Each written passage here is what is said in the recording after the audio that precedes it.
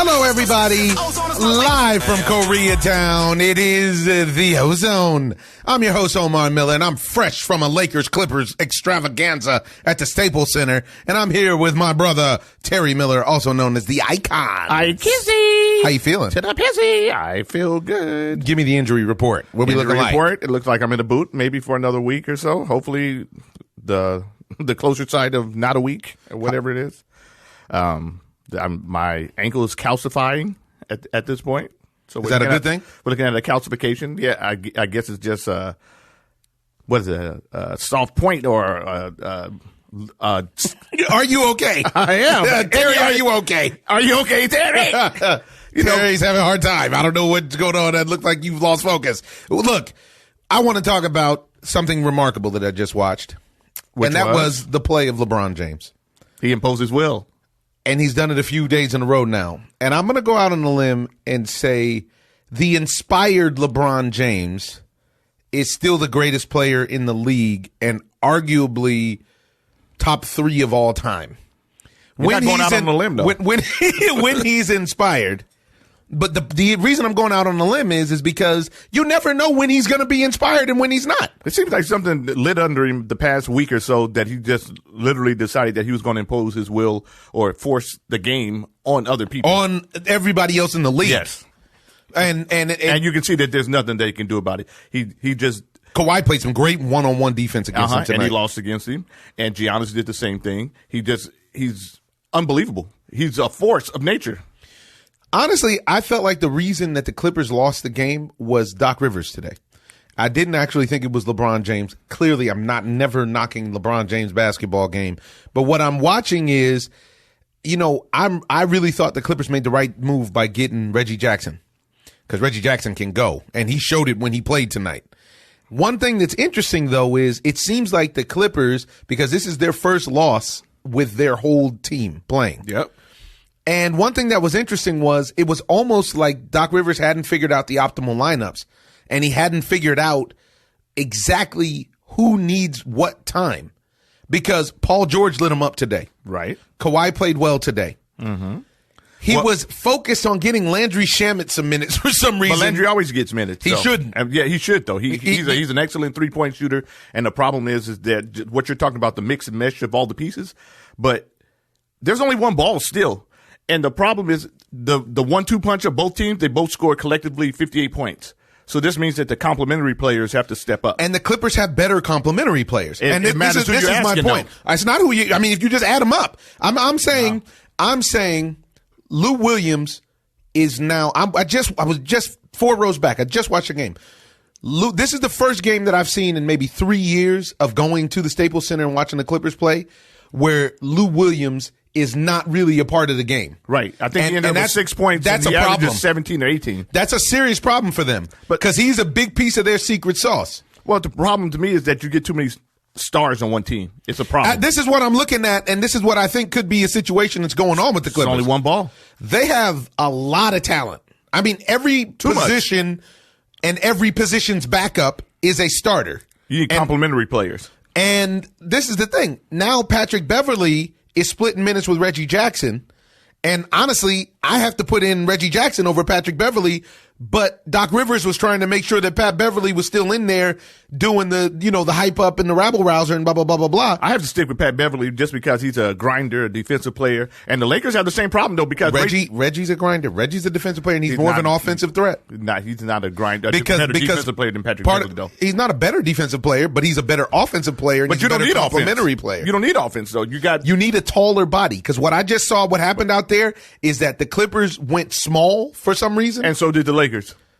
Well, the Lakers went small, but what I'm saying is that the Lakers were able to then make plays happen based on the lack of size. It was harder for them to score when Reggie Jackson was on the court. That's all I'm saying.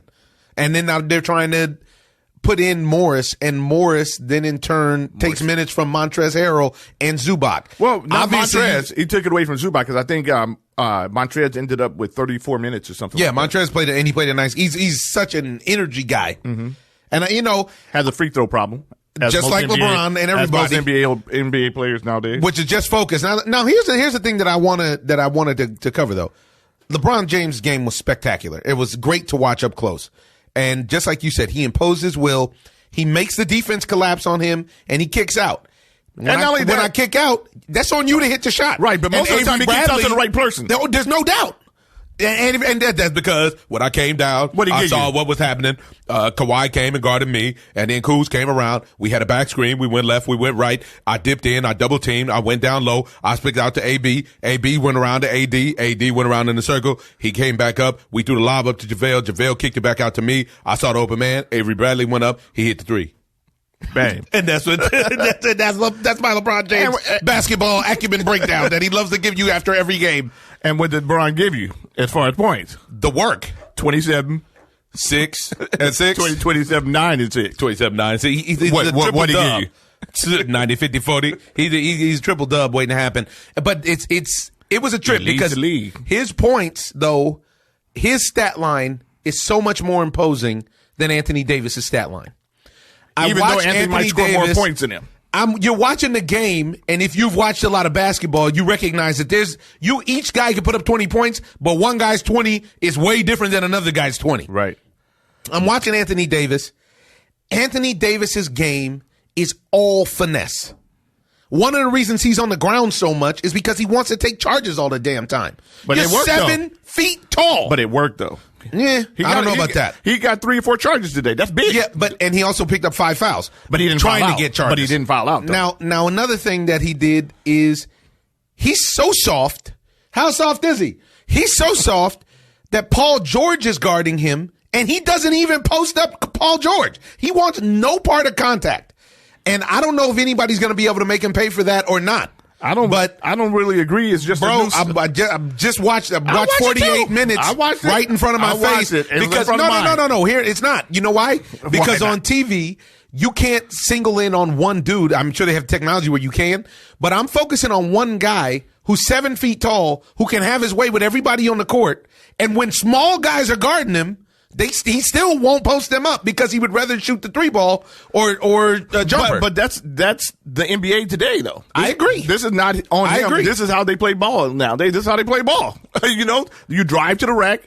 It's wide open. Instead of me taking the layup, even like James Harden did in the playoff games, I'm looking for the guy with the 3. Sweet deal, though. It's a sweet deal.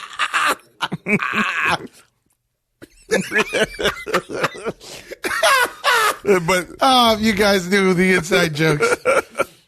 But yeah, this is how they play the game now. You just got to get over yourself, dude. It's over. It's ground and pound. It's over. Forget about it. It's just like the NFL. Well, yes, NFL's a passing league. Because baseball's a home run league. I'm watching Montrezl Harrell still be effective with the pound. I'm watching Reggie Jackson still go to the rack. I'm watching Kawhi. I mean, you talk about impressive. Man, this Kawhi Leonard character, I mean, guys are playing good defense on him, and he's dropping shots in their eyes like it's nothing. And it was an off day for him. And it was an off day for him. PG lit it up, though. What can you say? Oh, my goodness. I think that the Clippers are going to run into this problem until they figure out and work on the ego effect, and that's going to be to Tyronn Lue, Doc Rivers, and Sam Cassell. All of them are going to either have to go over tape or figure out what they're going to do, because the way that they're trying to balance it out just plain simply doesn't work because of what you're saying. There's only one ball. Mm-hmm. And when you got a guy like Lou Williams out there who can score with anybody in the league, who can't get the ball because he can't even get minutes now. Well, the problem is that the minutes shouldn't be a problem for him. For Lou? Because he's a second unit guy. The second unit is stacked. Yeah, well, and the second unit still could be stacked. Now, the second unit could be stacked. But it should be his. It's not his anymore. It's not that way. He has to share too much, and he can come in and dominate the game without it being, whatever. And it's a problem, though, because now there's one ball out there, and Lou Williams has to share with the second unit. And yes. And he's actually could be a starter. Anywhere in the league. Yeah. Yeah. But it's still, even if you had him as a starter, there's still only one ball. So I agree. So then you have to go through what? It's going to be what you got. You got Kawhi, PG, and then Pat Beverly. Lou. No, then Lou would be third, but still only one ball. And you're right. The way that you distribute the rock has a big deal on how the outcome of the game. It really does. Big deal. Sweet deal.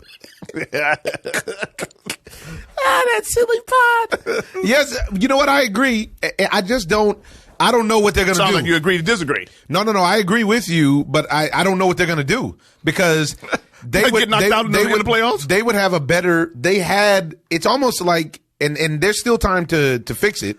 But it's like they had a better team before they got all the pieces. Now they have all the pieces. Yeah, everybody goes too far with, getting pieces, stacking these teams up. It's too much. Agree. It's too much. Like I said in the beginning of the year, there's only one ball that even with the Houston Rockets, they have a problem with James Harden and Russell Westbrook. You don't want to call it that, but there's still only one ball and you have two ball hogs. It's going to be a problem.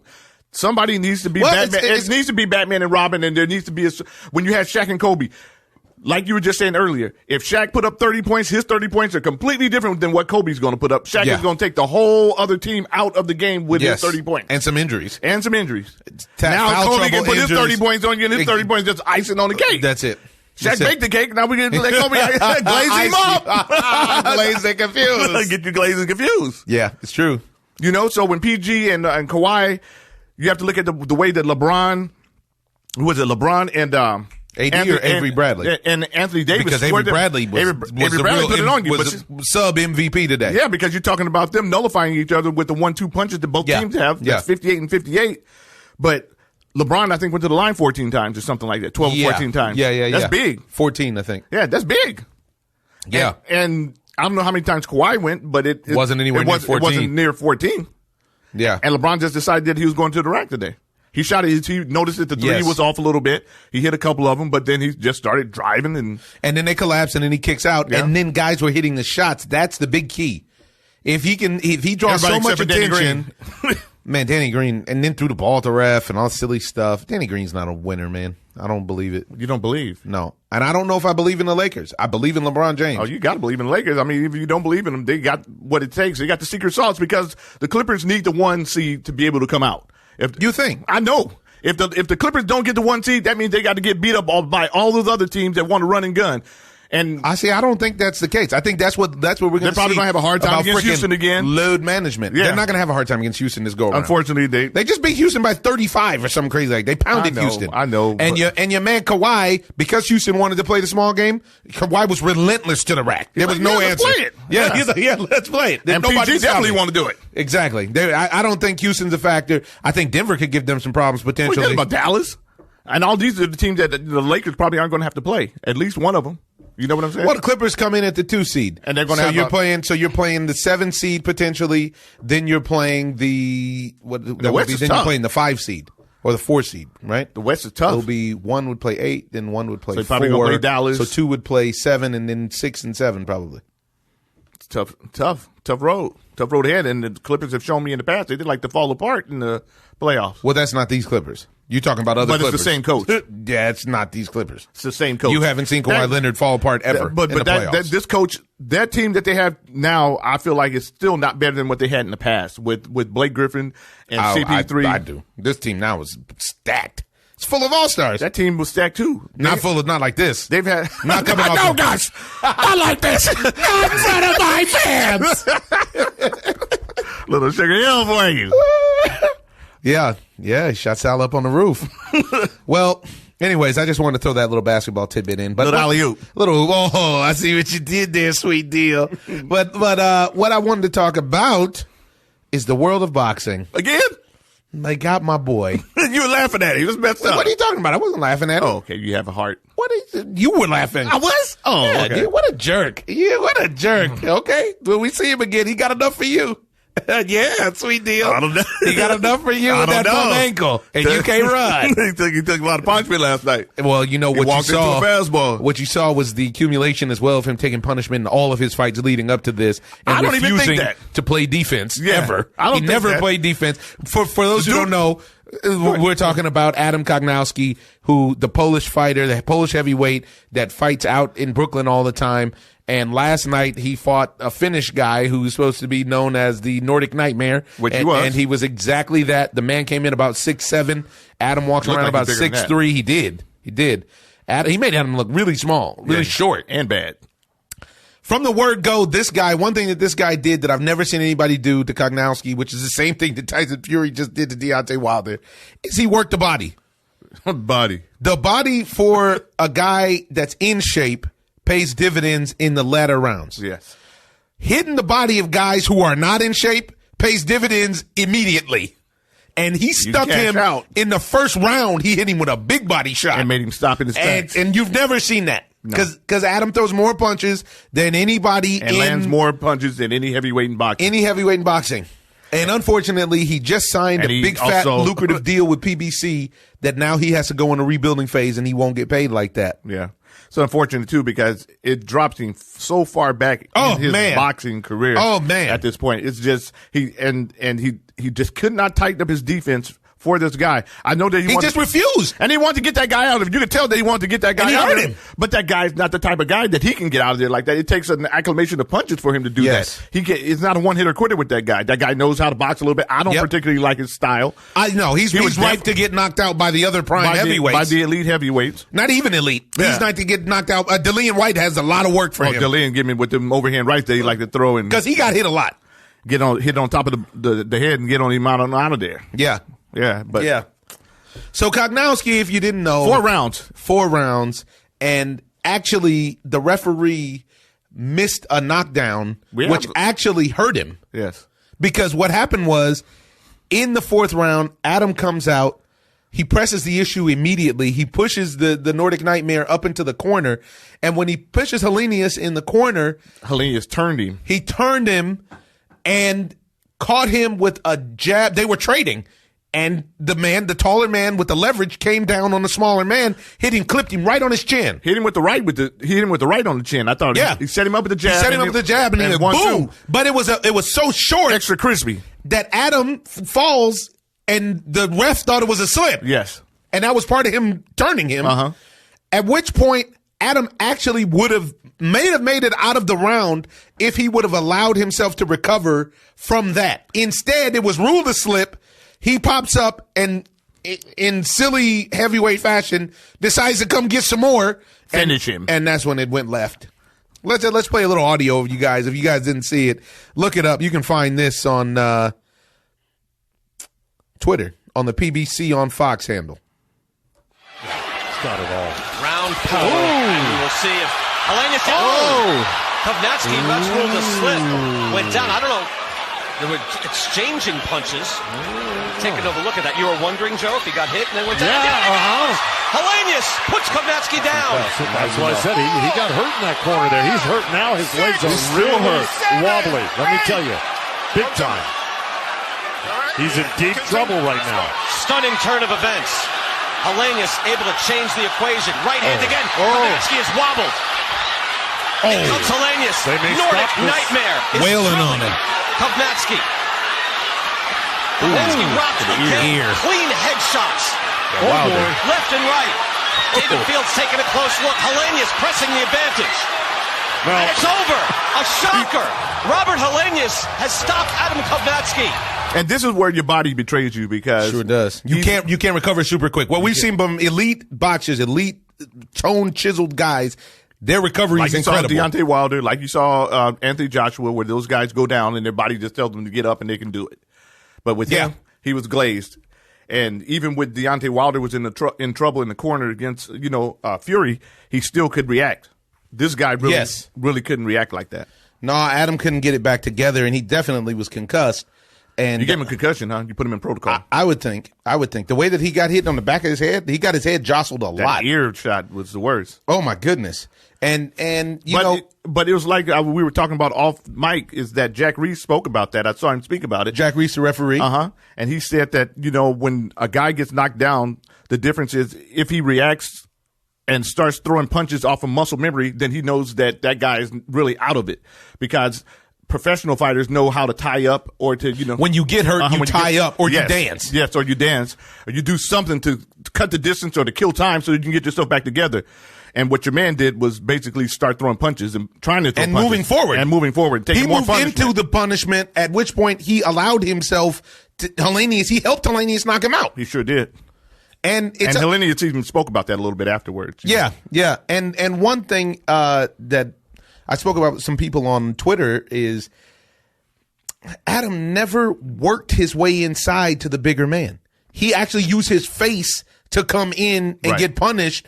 When you're the smaller individual, if the guy boxes tall, you're going to have to take some punishment to get inside. You know that. Unless you have superior movement that where you can make him miss and still get inside. Mike Tyson used to do. Mike Tyson used to do, where you have superior athleticism and power. Mm-hmm. Great bobbing and weaving. Yeah. And in this situation, Adam literally just walked directly in to this guy's head power. Movement, without any lateral movement, and just took punches and punches. And the 3 rounds before mattered. Everybody, I was going back and forth with people. People were like, no, those body shots didn't. That was a couple rounds ago. That's how it works. That's how it works. You loading up, load management. It's load management, and it takes your legs. That's what the body shots do. And they especially take your legs when you aren't in shape on the upper body. Or your kidneys, liver, organ.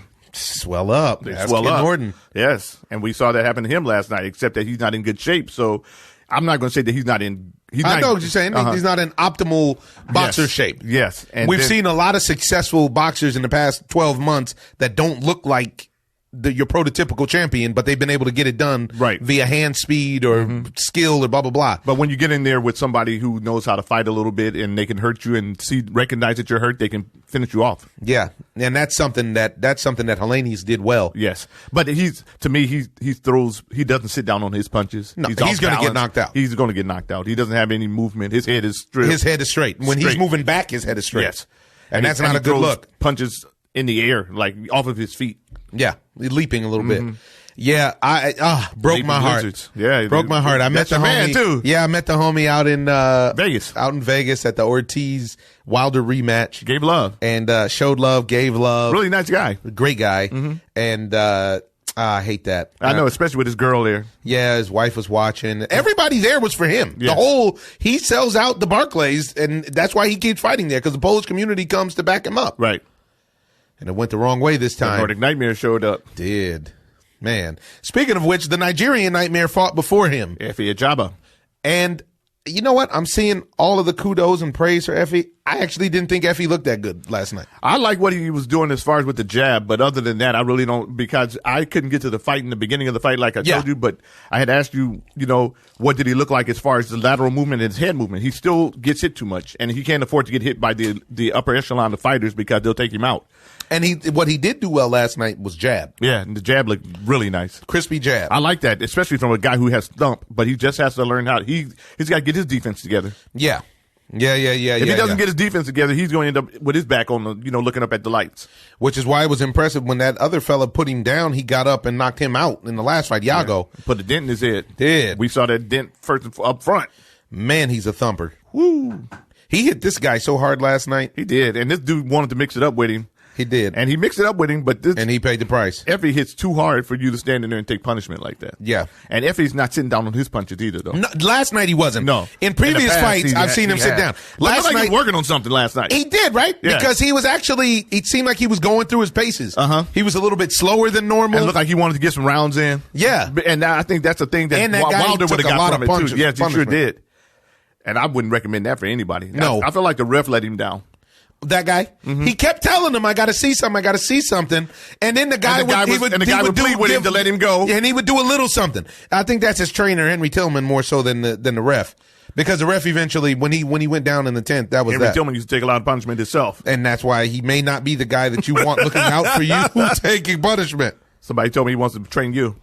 I'm good. I'm not looking for any work right now. I'm all right. You don't want no smoke. Oh, none. No smoke, child. So that was what was popping there. And last weekend we had fights we didn't get to cover for you guys, which were beautiful.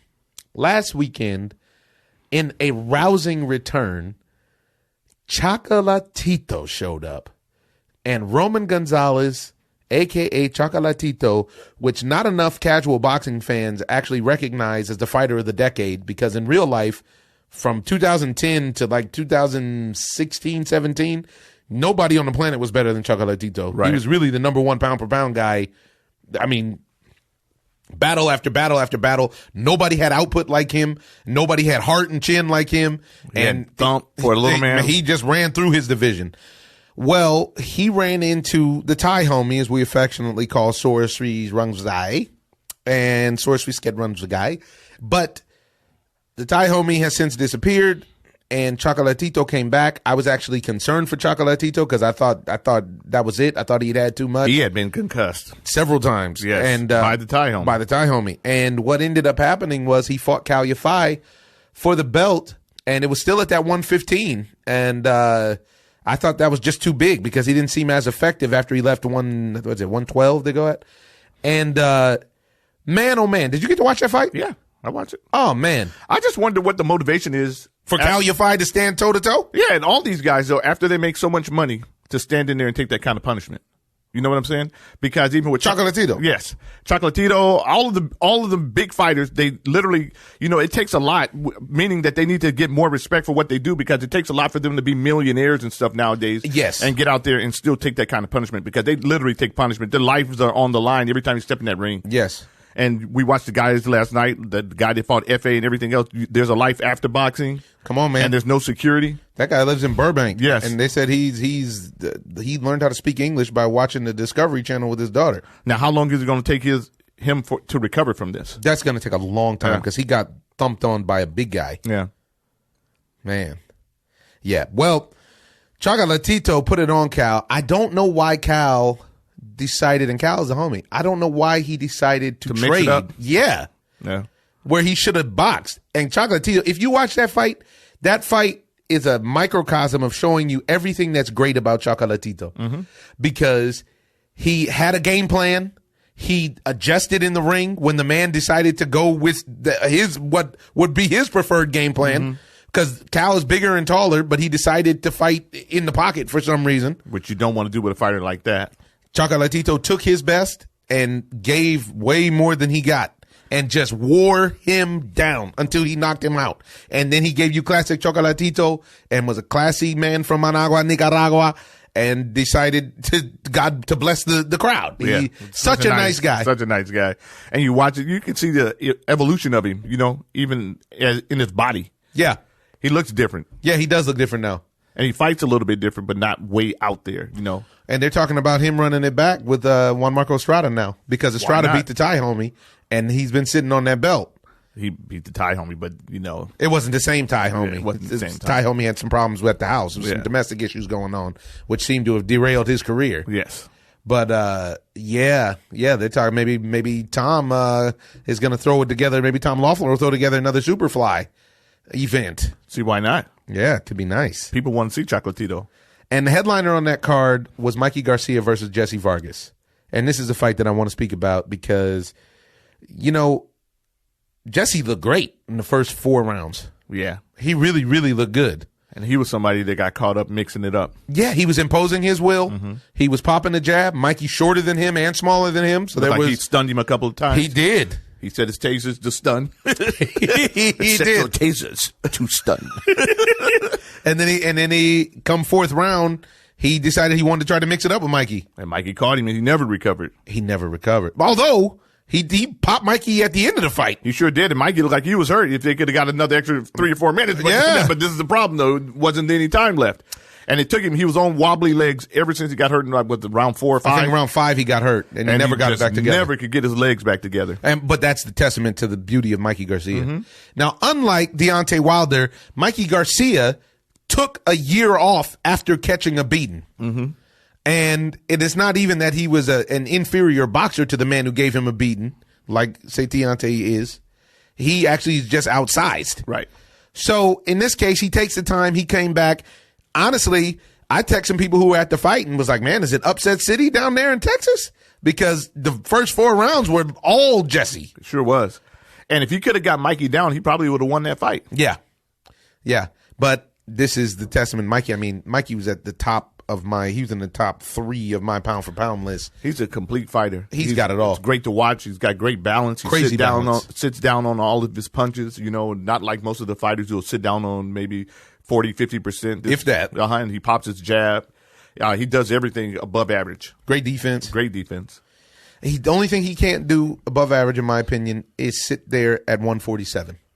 And I really think that Mikey should go down. I know the money is at 47, but we're going to watch him fight at 47. Now they're talking about him fighting Manny Pacquiao, which probably is the safest fight for him at 47. Or not. or not. Because Manny hasn't fought in a long time either. And Which is what you need the older you get. Yeah, and Manny understands that. And so he's just picking his fighters now, and he said he's ready to go. I mean, so you might run into Manny that you're always going to run into a tough night. Manny fades at the end, but it seems that he always gets you off your feet early. Get you off your feet with some tricks, with some veteran moves. Yeah, and he still has thump, and it'll be the first time that Mikey ever fights a guy like him. He has thump in both hands. It'll be the first time. Anytime you step in there with Manny, it's the first time you ever fight a guy like him. Because there's only one guy like him. There's only been one guy like him. Yeah. Just elusive with power in both hands that can take punches, can give punches. He's all over. Still got a crazy chin. Got a crazy chin, crazy speed. He's a problem. Even at the age of 43? Yeah. I think 42. I think me and Manny are the same age. 42. I think he's 42. Yeah, man. I don't know. But it's still a better look than Crawford or Porter or Kell Brook or any of the other guys of 47. And he's saying that he wants to run it back with Spence, and he doesn't really want to do that. If he fought Errol Spence again, I feel like he would get stopped. I wouldn't doubt it. Yeah, and I feel like he's above his head really right now. I feel like he should, try to pick a fight with Lomachenko. Yeah, but Bob Arum, and you saw Bob Arum walk out of that interview. Yeah. Bob Arum just seems to have a real serious bone to pick with Mikey Garcia. His whole family. Yeah, the whole family. He was the one that held up his career. Yeah. Helped him out of boxing for like 2 or 3 years behind the contract dispute. Which has turned out to be a blessing. I don't know. Maybe. Long term. Yeah. I mean, Mikey's getting paid now to fight on, he's getting paid to fight on DAZN. And that's what Bob Arum is saying is I know how much money there is to be made in a fight, and I can't meet his purse and still make money. So I have no interest in matching him up against my guys. You don't know how much of that is true versus how much of that is sour grapes. Could be a little whiskey and wine in there. Cisco Kid. It could be a friend of Bob's. Yeah, man. You know what? I wanted to play something else, actually, when I was speaking about basketball, and something that I thought was... We're going back to basketball. Just real quick. And I was so surprised by this, but this is the world of the NBA that we live in now. Draymond Green speaking about the criticism on TNT. Chatter. Obviously, guys like Barkley, but beyond that. No, Barkley should stop before I go take his job, though. So I can do that well, too. He already ain't make enough money playing, so he need that job. He should stop talking to me. I like to, tendency to end people. So he should stop before I take his job. Not soon, though, right? If he keep talking, I'll take it soon. Sooner than he thinks. So yeah, he probably should be quiet. He also can't talk basketball with me either. Not smart enough, not qualified. No rings, can't sit at this table. Very good. Okay. I just don't even know what to say. Draymond Green, studio gangster strikes again. Wow. That's Golden State Warriors, boy. It's just unbelievable to me because I actually like Draymond as a player and what they were able to do to establish that team. But now, if you were able to plug and play MVP prime Charles Barkley would give Draymond Green so much work. But now he'll give Draymond 40 what did Charles and 20. Barkley say about him I'm not exactly sure. This kind of behavior from Draymond. This is a good point. Player. This is a good point. I mean, Charles Barkley, I don't feel like would fit in today's NBA, just like Draymond Green wouldn't fit in yesterday's NBA. Charles would be easier to play here than the other way around. I don't think so. I do, because Charles could shoot. And so that since now it's all about Charles shooting. Charles could shoot, but Charles doesn't want to shoot. He wants to play on the inside. This game is watered down. Charles still, if you remember when he went to Phoenix, he wanted to pound you when he was in Philly. When he went to Phoenix and afterwards, he started to adapt to the jumpers. He adapted to the jumper, but I just don't feel like neither one of them could fit in. I don't feel like they could cross in any Charles era. Barkley's game. I agree. Translates all the time.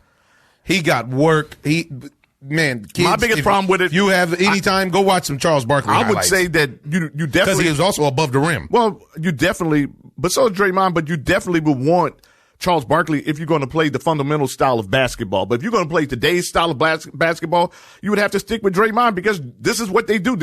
You can't get over. The game has changed now. Nobody is interested in post play. We want to run down. I'm not saying that, and shoot threes. But if you watch Draymond's game now, And I don't know what I need to do the backstory because I don't know what the criticism was. But if you watch Draymond's game now, Draymond's game, especially since Kevin Durant showed up, hasn't been spectacular. Draymond is as known for kicking people in the nuts as he is for anything else. Charles Barkley was dirty too. He wasn't running around kicking cats in the nuts. He was spitting on people and all that. Was out of hand. He was spitting on the fans. Yeah, that's too he was far. out of control. That's way too far. Charles was out of control. Those are the people who pay your bills. Yeah, and per Draymond, he didn't make enough. Draymond had to diss his pockets.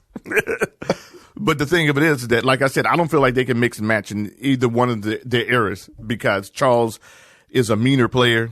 He definitely was a mean Draymond guy. is a meaner player and a dirty player too. Well, he's but this Draymond would be version coming off the mean. bench. Yeah, he couldn't start because he's not a big man, and they're not just going to looking for people to shoot threes and stuff like that. Draymond's a grimy player though. He and he's in the middle of today's era and yesteryear's era. But I would rather take, if it was me and we were going to play fundamental basketball, I'm definitely going to go with Charles Barkley. Clearly. You watch the games. Yeah. You know what time it is. But I'm not, because I'm not interested in this style of basketball now because. Neither am I. That's why this is the first game that I've been to all year. I went to a game, it's like, I want to get into it. I picked the game that I thought the best two teams were playing, you know? And in that, it's funny that you say that because in that, I don't really want to watch. Like I it's don't. Theater pretty much right now. It's theater. And so we're waiting exactly to get to the playoffs, and then I can start saying, "Oh, well, this is that," and plugging and playing teams. Right now, it's hard to take them serious because nobody plays defense. The game is all about 3-pointers, no post game. Andre Drummond and Joel Embiid, and Joel Embiid shoots a lot of threes. Shoots a lot of threes. But Andre Drummond now Boogie's out the game, so yeah. Boogie's not there to pound down low anymore. Yeah. Yeah, I agree with you, dude. Yeah, and so when they start chirping at each other, it's just, just respecting each other as, peers should be enough. And not only that, everybody's skin is so thin nowadays. You can't say anything. Barry Bonds now, I was reading about him talking about that if he could have changed anything, he would have changed the way that he treated the press. Oh, really? Mm-hmm. Wow. Since the writers now are in control of his destiny as far as getting in the Hall of Fame. Which is ridiculous. Which is ridiculous in itself because you're supposed to go by what's between the lines and not, what the lines that they're writing about you. That doesn't really make any difference at this point. But, Charles Barkley should be able to say whatever he has an opinion. Well, and he's being paid for his opinion. And he's being paid for his opinion. That's what it's for. And Draymond doesn't want to be, critiqued. Yeah. By Charles, apparently. Yes, but because he doesn't have any rings, and I can't say that not having a ring is overblown, but yeah, but it does carry a crazy amount of weight because you put that Warriors team in that same era NBA span of Michael Jordan, Magic Johnson, Isaiah Thomas, Tim Duncan, Hakeem Olajuwon, and they won't have any rings. No.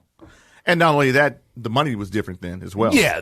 Draymond wouldn't get a $140 million deal, $200 million deal right. and without Charles Barkley and his deal that he had at playing for $4 million a year, whatever it was. Right, because these guys now are in control, making decisions about where they're going to play. About the league? Yeah, and about the league and everything else. Back then, they didn't have that kind of, power. No. Now they're actually like owners in the product. And honestly, Draymond should be thankful for a guy like Charles Barkley who paves the way for his style of play. Kid's thin skin. Can't take that. Can't take the high road. But you brought up a good point now. We don't know what Charles said. Charles might have bugged it out. Charles has a tendency to bug it out. I need to know what he said. He might have said something out of bounds. Might have said something out of bounds. Now that Draymond need to go ahead and vote for Trump. You're out of bounds. Yeah, you never know what he might say. Moving on into the world. What do you got? We were going back to boxing, I thought. We jumped back to basketball. You just had to drop that clip in on them. Oh, no. I didn't know we had to speak about Tay taking that rematch. Oh, my bad. I'm off my game. Yeah, now you can get off your game. Yeah, that's the piece of boxing. That's, you know what? I blocked that out because I didn't want to hear about it. I'm sorry, he's here. Ladies and gentlemen, Deontay Wilder has exercised his rematch clause, and apparently he's going to fight on July 18th in Las Vegas against Tyson Fury for a third time. Can you answer why? Oh, why, Chow? I don't know why. So what the word on the curb is, he put Mark Breland back on the team. He's going on safari to think about things, and then he's going to come back and hit the camp. What the word on the curb is that he just wants to cash out and get it over with. I wouldn't be surprised if Bomb Squad made another appearance on the OZone before the fight. He's more than welcome to chime in. I would love to hear from the champ. I just don't feel like after watching that fight that he should fight anybody for at least 8 months, 6-8 months. I think a year, but that was a beating. And I don't know what you do inside of 4 months. I don't think there's enough time inside of 4 months to do what you need to do. To heal and then to train properly. To heal, to train properly, and then to learn. Yes, but that's a part of the training process. And then to implement what you've learned into the highest level fight. Especially at his age, you know? So it's a problem.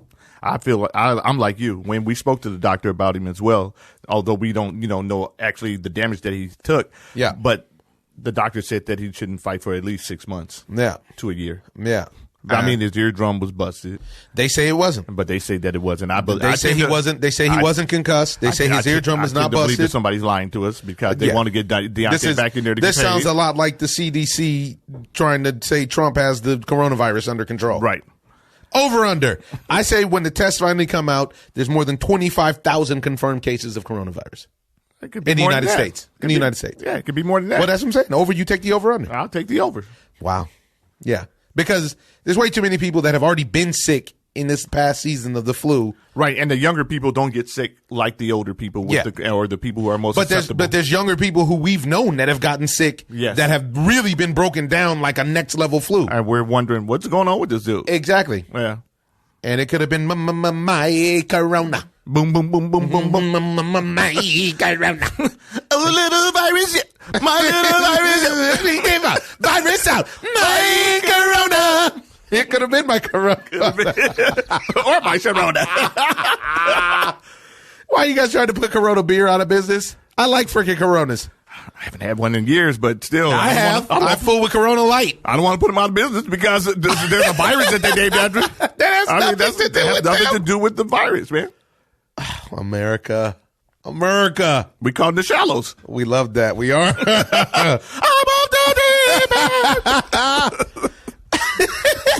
We're calling the shallows. Yeah, man. So this Major League Baseball season's about to start. Jump for joy. Yep. And I mean, this Astros Dodgers talk is not going anywhere. Guys, it's time to start playing a game. Right. And not only they cheated. It's over. They got a ring. And you guys need to get prepared to play.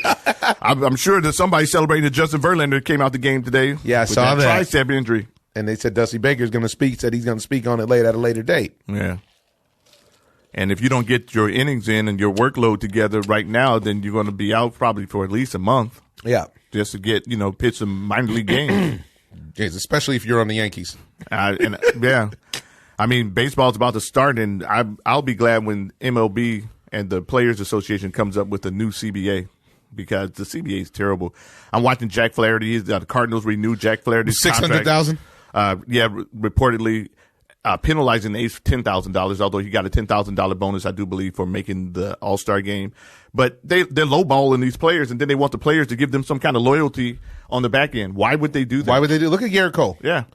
The Pirates could have had Garrett Cole and kept Garrett Cole. Yes. And they refused to pay him anywhere near decent. We're not even talking about crazy money. He was making $553. Then it's like he wanted $700 after pitching 200 innings with 200 strikeouts for the past couple seasons. And then you go to the arbitration and they'll run you down. Which messed up his mind for a season or so. Just like Dealing Betances. Well, yeah. I mean, who I expect to be dominant in New York. So why don't they just give these guys, you don't have to go off the menu. No, you don't have to. It doesn't have to be crazy. Just give them something fair. Yeah. But then don't ask for loyalty after you burnt me. Have to do it. They love that. Yeah. Very similar thing happens in the movie business. Yeah. They love that. It seems like it's just running across the board in general, right? It's just bad business. Yes, it's bad business. You're taking advantage of these guys where they can taking advantage of the underprivileged for that too long living in bondage. Taking advantage of the situation. They are. They're taking advantage of the situation. And now they got these young players now that you want to have some kind of loyalty to the city and to the team, and you make them look like bad guys later on when they don't go along with the weak contract that you throw at them. Well, he didn't want to play here. No, that's not the case. You wanted to play here. Jack Flaherty was one of the best pitchers in all of baseball last year. Sure was. And you're not even giving him $1 million. Now, we're throwing around $1 million like it's not nothing. But it's all relative. Yes. Relative to what other guys get paid. Right. And you're taking advantage of him right now, speculating that you won't re-sign him for your team in the future. Come on, man. Which hurts the city and the team. Hurts the team. And all the baseball fans. It's not right. Yeah. Well, it's go time, though. Very excited about it. It's also time for the Indian Wells tournament in tennis, but we're going to see what gets affected by this coronavirus. Yeah, and the storm that's coming out right now. They said that I just read something right before we came in that the country of France has banned any public indoor gatherings of more than 1,000 people. Wow. And when they asked LeBron James how he would feel about playing in an empty arena, he gave it to him. He said he's not doing it. Yo, you guys work that out. You guys can do that if you want to, but I'm not playing. I'll play for the fans. I'm not playing for the filth, floor, and filth. That's what he said. All right, John, you got something else? That's covering it. Nice little pants right there. Christian Yelich signed a 9-year extension. And Ryan Braun actually came out and said something great. He said, obviously, I'm not making it into the Hall of Fame, and I think Christian could be the next Brewer to make it into the Hall. Just being honest. You keeping it 100. He knows that, he's got the deck stacked against him. Yeah, well, and he participated in deck stacking. Yeah, he did it to himself. Yeah. Played with a loaded gun, dude. And finally, sitting in the world of Major League Baseball, Terry's favorite all-time player, Alex Rodriguez, had something to say about the Houston Astros. He's got some nerve. You got the audio? Would you like to hear the clip? We can pull up the clip, John. I thought you had the clip. This is disgusting. Thus far. And I can just tell you this, Matty, from a guy who has made, as many mistakes as anybody on the biggest stage.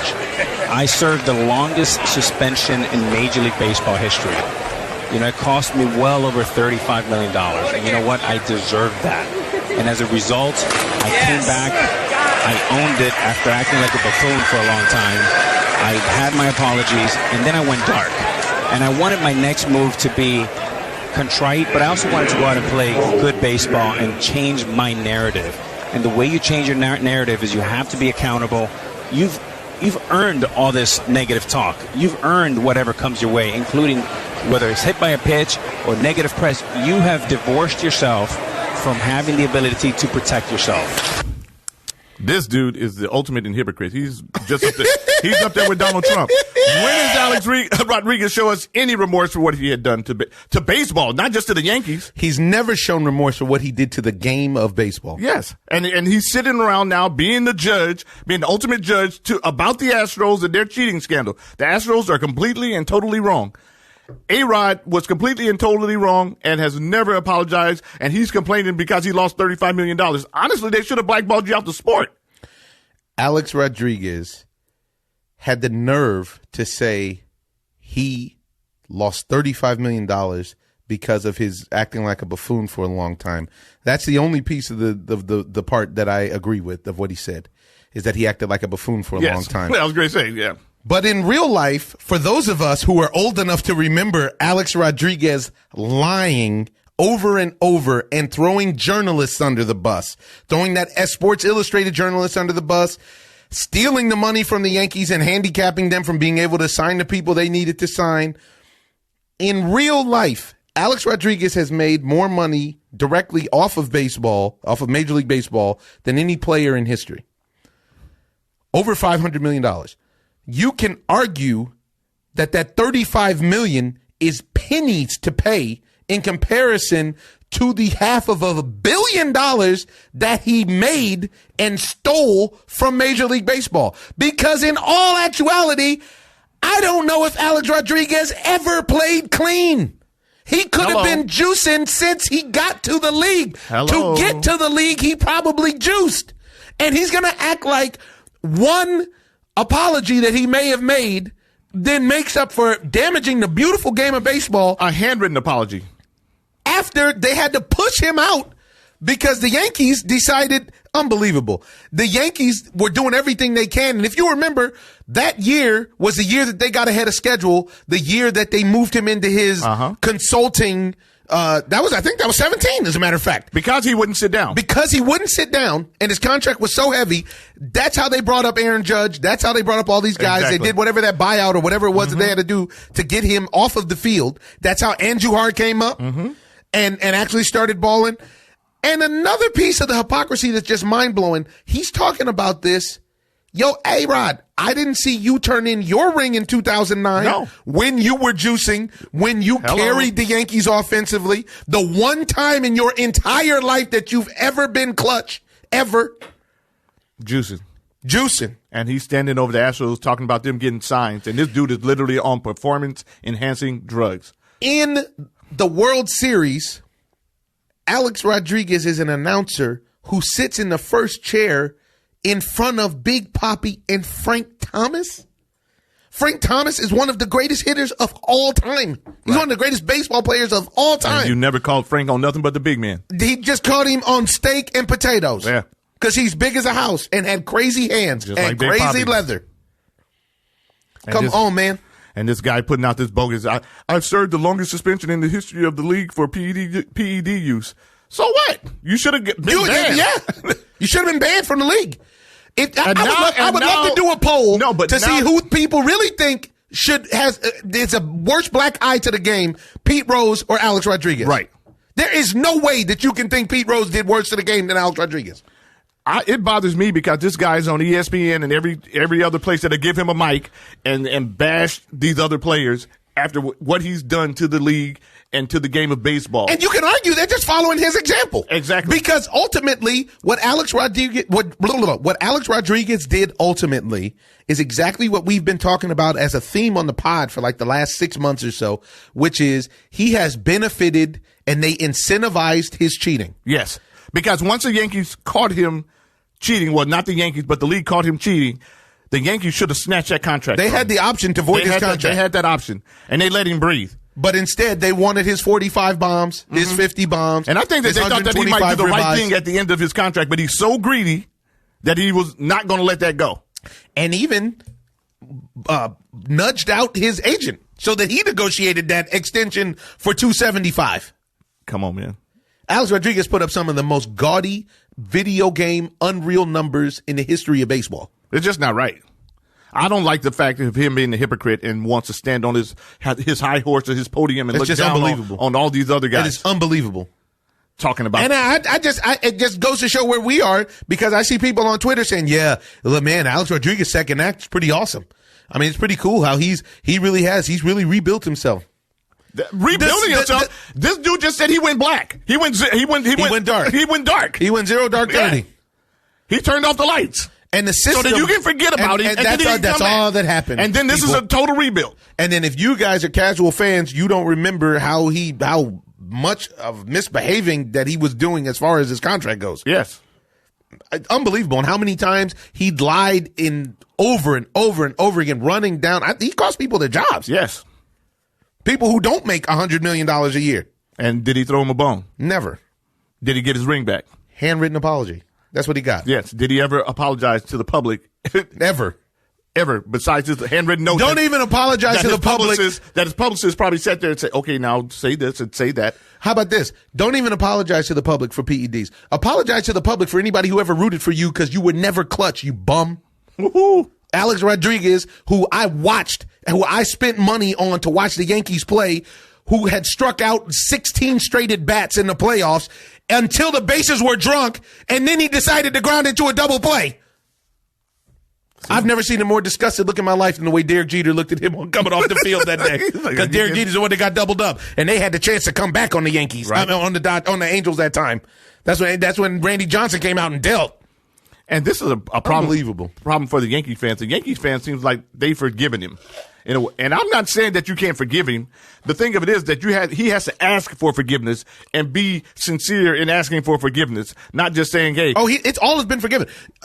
It's unbelievable to me because you and me are in the minority about this. Oh, yeah. I don't think so. It just looks like it because we're the only ones who speak out about it. Yeah. I don't think that is right. Well, I can tell you, I've had quite a few Major League Baseball players reach out to me that listen to the pod that will say, yeah, man, I'm all the way with you. Yeah. And then, they won't go on record and say it, but this is just unbelievable. And I wonder if he's going to make it into the Hall of Fame. Eventually, because that's the way the world works. Yeah, well, they're doing Barry Bonds like that, so they're blackballing him right now. Let's see if they're going to do it to Alex Rodriguez. If anybody deserves it, it's him. If we were going to take one juicer that deserves to get into the Hall, if we're going to celebrate people who use the juice, you have to celebrate the greatest juicer of all time. Exactly. Because when Barry Bonds was on the juice, he was the best baseball player in the world, bar none. But it seems like something with the juice that makes you not clutch. What is that? What is that? I'm just going to take the clutch out of the PED. We're gonna give you regular season numbers. Right. It's almost like something you would see on an old episode of The Twilight Zone. Right. Because it's give and take. Yes. And the mental part of the game is just overwhelms them. They get put into a situation where they're asked to do something or execute something that they know that they should be able to do, and they just can't even make contact. They can't even make contact. And then they play bad defense. Yeah, of course, because they work hand in hand. Mm-hmm. But Alex Rodriguez did come up clutch at one time. 1 year. Barry Bonds didn't get to go like he did. Alex Rodriguez went to the Yankees. He went to a super squad. Yes, he did. He went to a squad full of Hall of Famers. Yes. Yeah. Unbelievable. And with the hottest pitcher in baseball, with CC Sabathia, went over there. Yeah, crazy. The other thing I wanted to add before we get off the air was you brought up the CBA. It reminded me. Did you see this thing that Michael Thomas, all-world, probably the greatest receiver in football right now, said? No, what did he say? Michael Thomas said, and I quote, when asked about the new CBA that the owners are trying to push on the players to have them play 18 regular season games. Crazy. He said, that's why we shouldn't sign the new CBA agreement. No way the announcer should be making more than 90% of the players. #no. Now, an insane thing has happened, which is very interesting to see. Tony Romo is getting $18 million per to announce games, and Peyton Manning's about to break that record and get $20 million per to announce games. Now, do you think that Peyton Manning would be better than Tony Romo? I mean, he was a much better quarterback than Tony Romo was. I don't know if that translates in the booth. But Tony Romo is the best announcer that I've ever heard. That's what I'm saying. It seems like Tony Romo actually has a gift for announcing more so than he does for playing the game. You can see that he completely understands the game. He understood it. He just couldn't get it done, but he understood it. And I understand that Peyton Manning probably can do the same thing, but I don't think that he can articulate it like I don't know. Romo. Peyton Manning's a pretty articulate. He's a pretty charismatic guy. He is. I think I may want to listen to Peyton Manning more, even if Tony Romo has more accurate information, because Peyton Manning is funny and he's fun and he's like a man's man. But do you think he's spontaneously fun? I think so. Funny, from what I've seen, and he's a Ballers fan, so goes to speak to his I think that taste. everybody.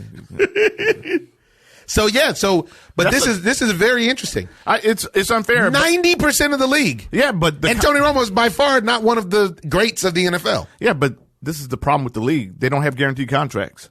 Tony Romo does. Yes, and Peyton Manning will, but he's not in the league. Yes. So this is the benefit of the bonuses of not being in the league. Why should I take that damage? So maybe Michael Thomas should get into the booth because he's the greatest receiver definitely right now. They don't want to give him anything. He won't get that opportunity. But he won't get that opportunity.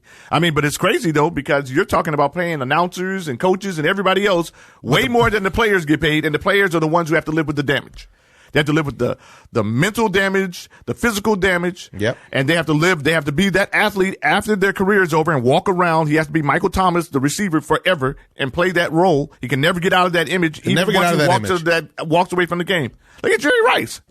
Everywhere he goes. All the time. Mm-hmm. It's full-time, full-on press. Yeah. Everywhere he goes. I've seen it. And I don't know. I don't think Jerry Rice made that kind of money back then. He couldn't have. He made plenty of money for the relative to what we're talking about. Yeah. I mean, these guys are getting big-time guaranteed cheese, some of the bigger receivers like Michael Thomas, whatever. Yeah. And it's great for Michael Thomas to be able to step up and talk about this. I agree. We don't see enough of that. Yeah. And this is why they keep steamrolling them. Yes. Because they won't unify. Yeah. Everybody's so scared of losing their job. So these guys that are on the second, third team, the practice squad or whatever, they're just making peanuts and getting treated like whatever. They never get a chance or they get an opportunity to play one game. They might show out one game, but then somebody comes back and say, hey, I want to give it one more shot. Then these guys get shipped out. That's it. And that money that then A-Rod comes up and says he needs another go-around. Right. And his contract is so heavy they can't help but to keep him up there. Man, A-Rod, dude. This dude A-Rod shouldn't get anything for announcing the games, dude. The dude is... And he should pay. That should be his punishment. Yes. Because especially if we have to listen to him poorly announce every game, by the way. This dude, you could tell... You watch him talk about somebody's at bat. He's speaking on an at bat, and he can't even tell you what pitch is coming. Ever. He's always wrong. 95% of the time, the dude is wrong with what pitch and where the location and everything. Here we go. Now we got a splitter coming right here. It's an 0-0 pitch. Yeah. Unbelievable. But this is the life. This is the world we're in. That's the part, to me, more so than the hypocrisy of A-Rod or anybody else. It's the fact that this is real life, and the truth of the matter is this is how the life works in the United States of America. Right. You can cheat and prosper. You see it every single day. At the highest office in the land. At the highest office, on the highest, biggest stage, just like we're talking about with A-Rod. And the difference between white-collar crime and blue-collar crime. The difference between getting popped with crack or getting popped with some coke and want to party. Yeah. And all of this stuff. It's just, man, it's really disappointing. And with that, I want to leave you guys with a quote about unity. It's from no one else but the inventor of the assembly line himself, Mr. Henry Ford. It says, coming together is a beginning. Keeping together is progress. Working together is success. Remember, folks, we're all in this thing together, and you can't get it perfectly right every time, but you can strive for righteousness and perfection. I'm your host, Omar Miller, and I hope you all take care of each other. This is the OZone. OZone. I'm just living the dream. I'm in love with the lights. This is